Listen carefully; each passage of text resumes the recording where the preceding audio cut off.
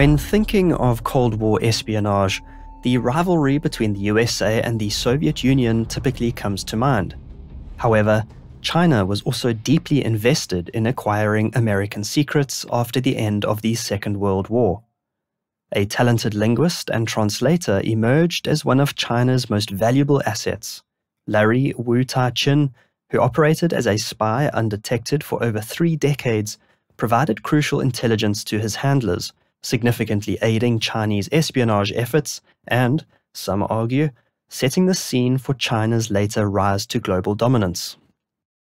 Born on the 17th of August 1922 in Beijing to a moderately wealthy family, Qin studied linguistics at Yenching University, a hub for communist ideology, where his recruitment as a spy began.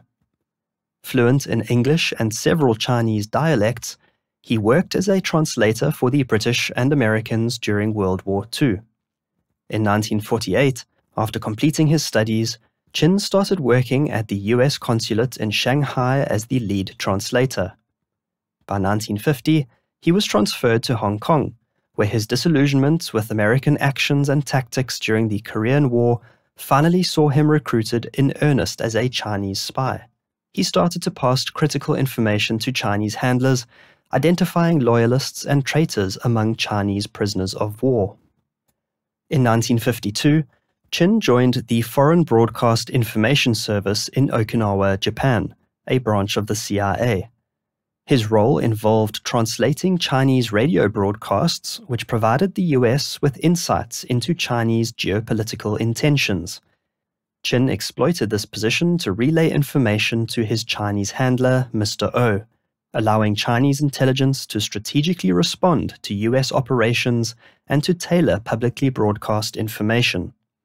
In 1961, Qin moved to Santa Rosa, California, continuing his work for the FBIS on American shores.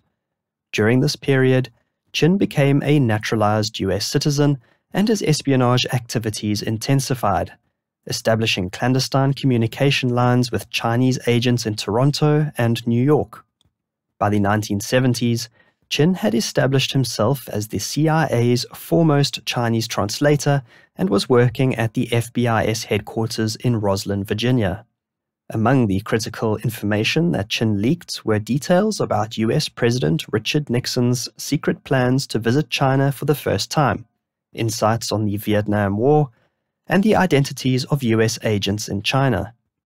As it turned out, Nixon's visit to China in 1972 was a great success, with the intelligence shared by Qin arguably improving US-Sino relations. Larry Qin was compensated handsomely by the Chinese government during his years as a spy, and this funded his lifestyle of gambling, luxury, and prostitutes.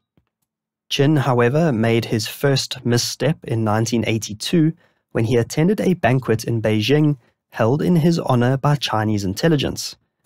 Larry Qin was unaware that his spying activities would soon be exposed by defector Yu Changsheng, who tipped off the FBI as to the presence of a mole within the CIA.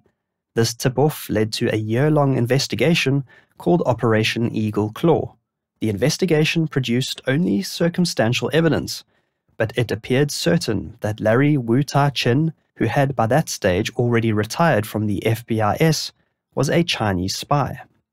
During a direct confrontation in his home, the FBI obtained Qin's confession on the 22nd of November 1985, the infamous Year of the Spy. During February of 1986, Qin was convicted on 17 counts of espionage, tax evasion, and conspiracy, and was sentenced to 133 years in prison. Faced with the prospect of spending the rest of his days behind bars, Larry Qin took his own life in his cell by tying a plastic bag around his head. This prevented debriefings that could have illuminated the full extent of the damage he had done to US national security.